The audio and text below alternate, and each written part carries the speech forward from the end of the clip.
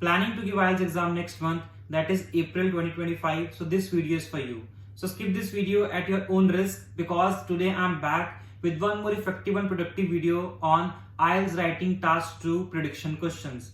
I uploaded a video for the month of March and I gave you 10 questions. And a lot of students told me that 10 questions were extremely helpful for you. So I am back with one more 10 questions, the questions that are likely to get in April month exam. So I am starting this video without wasting any time. Please make sure to watch this video till end, because till end I will try my best to give you all the questions that can appear in April 2025 month exam.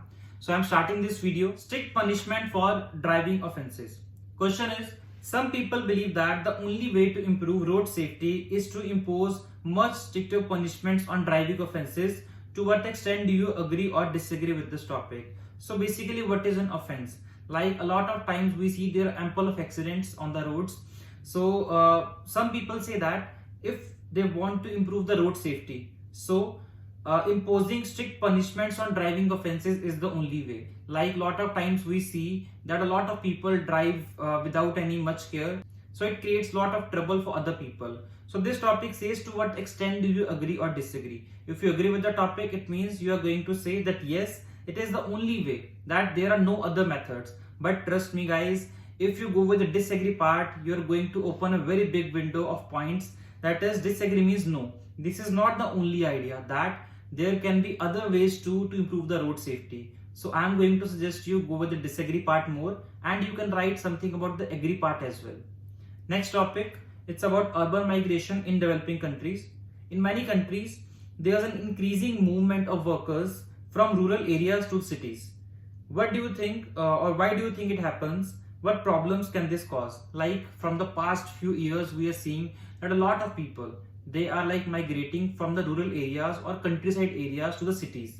There can be multiple reasons. It can be because of job opportunities, lifestyle, or the living standard of the city is comparatively much better than the urban cities. So people are moving to the cities. So the question is saying now, what problems does this cause? There can be ample of problems as well. Problems can be, if everyone is going to move in the cities, then agriculture can suffer, because most of the people who live in village areas, they are more into the agriculture parts.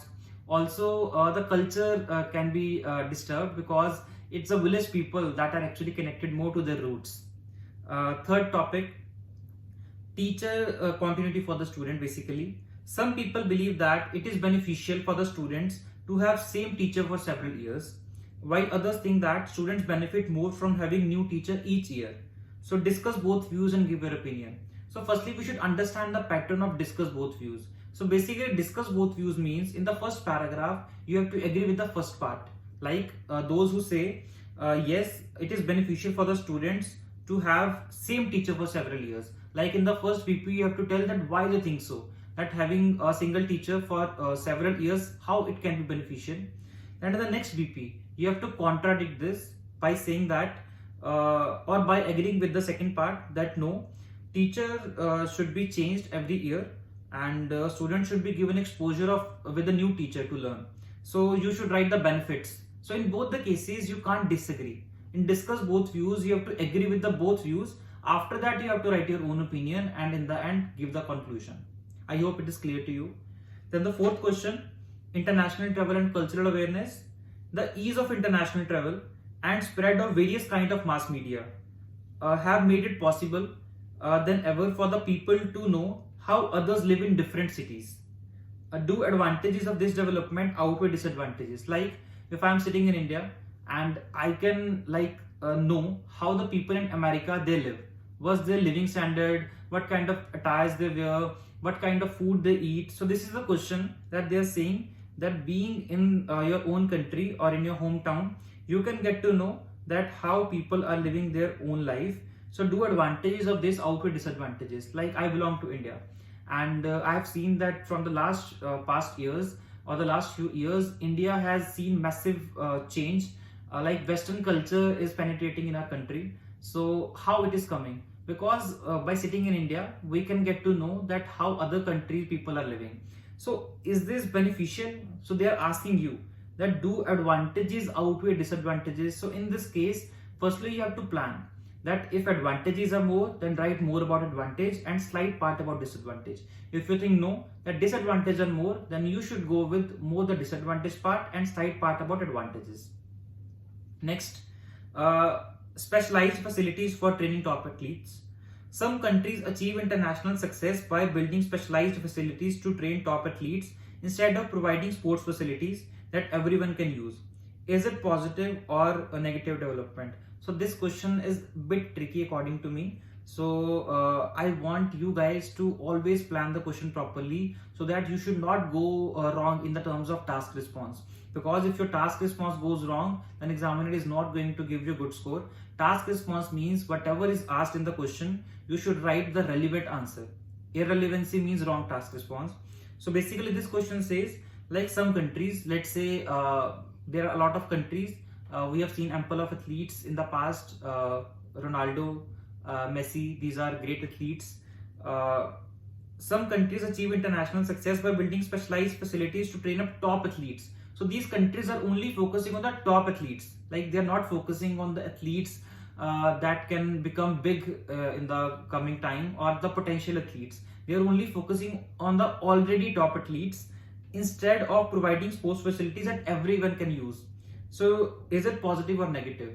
So if you think it is positive, then you have to be on the side that how only focusing on the top athletes can help countries in getting more successful. But if you disagree with the topic, then guys, you should focus more that no, only focusing on top athletes is going to be a very biased approach, and it is a very naive thing. Instead, they should give sports facilities to everyone. So you should focus on this part. So if you think it is a positive approach, then you should tell that why only giving good facilities to top athletes is going to be good thing, or giving special training to top athletes is going to be a good thing. But if you are on the negative side, then you should tell that how it is going to be negative. Negative means how it is going to be detrimental or harmful if only top athletes are focused and others are not focused. Then next, youth in government positions. Some argue that young people are unfit for holding significant positions of government. So while others maintain that it is beneficial for them to occupy such roles, discuss both views and give your opinion. Again, like in every country, we have seen that there are government vacancies. So some people are in the favor that young people are not fit. Basically, they are unfit for holding that government positions. If I talk about India, from the last few years, the government has focused more on youth participating, or they want more youth in the government. But this question says that people are not in the favor of youth getting into the government positions. Instead, they feel that, or other people say that no, it is beneficial if we focus more on youngsters for them to come in the government roles. So discuss both views. So in the first BP, you have to tell that why young people are unfit for the government position. In the second BP, you have to tell that why they are fit for the government positions. In the end, you have to give your opinion, and after that, conclusion. The next is emphasis on practical skills over theoretical knowledge. In the modern world, more emphasis is being placed on the acquisition of practical skills. Basically, acquisition means to inculcate or to understand, to grasp practical skills rather than theoretical knowledge. Do you think it is positive or negative? Like, we all criticize our education system. We all say why there is use of trigonometry, algebra, but question is saying it is positive or negative. So basically, if you are writing about positive, the positive aspect means that yes, if we focus more on practical skills, that how it is going to be beneficial.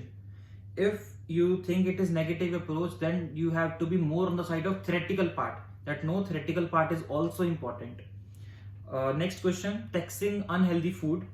Some people think that government should tax unhealthy food to encourage people to eat healthier. To what extent do you agree or disagree? Guys, whenever the question is about to what extent do you agree or disagree, I would suggest that you should not go only on one side. Rather, you should write more about one side, and other side should also be considered. You should not ignore the other side as well, so that the demand can be fulfilled. To what extent? It means 70-30 approach should be there, or 50-50 approach should be there, rather than going with the 100% approach.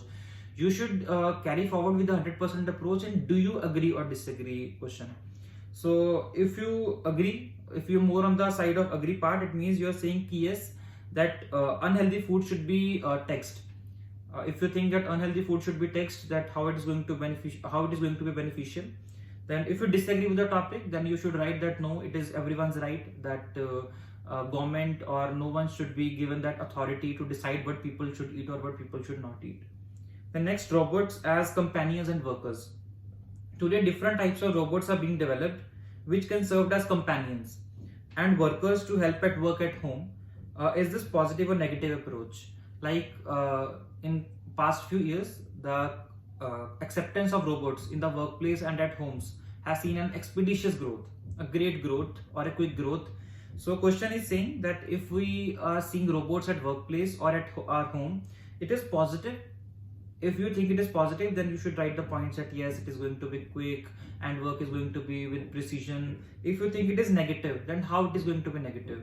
Then it is taking place of a person, like basically creating unemployment, or there can be the loss of human touch in the work. Robots have no feeling. Next question, social media replacing face-to-face interactions. The use of social media is replacing face-to-face interactions among many people in society. Do you think advantages outweigh disadvantages? Like question is about social media. So we all are very well aware about social media. So question is asking, do advantages outweigh disadvantages?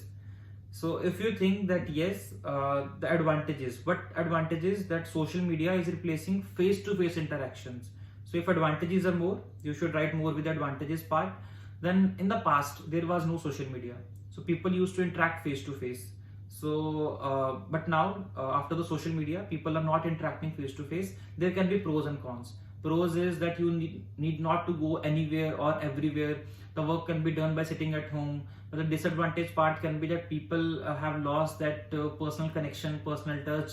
They are very much talkative or extrovert when it comes to social media. But when there is facial interaction or face-to-face interaction, they are very, very introvert. They are not talking with the people. They are all the time indulged in the social media accounts.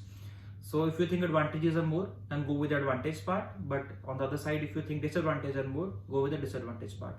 So these are total like 10 questions. So I would suggest you, if any of you want these 10 questions, just do one thing.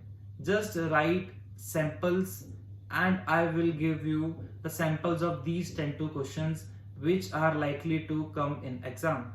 When I say which are likely to come in exam, means these categories question can come in exam.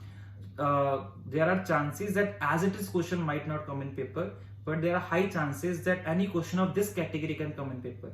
Rest, if you want any kind of paid assistance, you can contact me anytime and I'm going to make your IELTS experience really, really good. So thank you so much guys. Once again, Satyam this side, your IELTS coach. If any of you have not subscribed to my channel, I would suggest you to please do that because it always motivates me. So thank you so much and share with your friends.